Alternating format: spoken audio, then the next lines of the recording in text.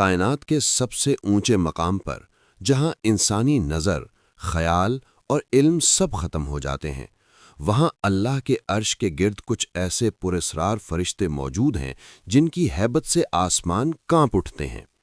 हदीस में आता है, अर्श को उठाने वाले फरिश्तों में से एक फरिश्ते के कान से कंधे तक का फासला 700 साल की मसाफत जितना है, और उनके चेहरों में कुछ इंसान जैसे, कुछ शेर जैसे, कुछ उकाब जैसे और कुछ बैल जैसे हैं। कुरान कहता है, फरिश्ते अर्श के इर्द गिर्द तस्बीह करते रहते हैं। उनकी तादाद इतनी कि रोज़ाना 70,000 नए फरिश्ते आसमान के बैतुल मामूर में दाखिल होते हैं और फिर कभी उनकी बारी नहीं आती। ये अजीम फरिश्ते क्या करते हैं?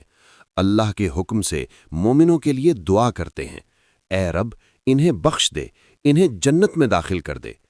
सोचो, वो फरिश्ते जो अल्लाह के सबसे करीब हैं, जिनकी इबादत कभी नहीं रुकती, आज तुम्हारे लिए दुआ कर रहे हैं।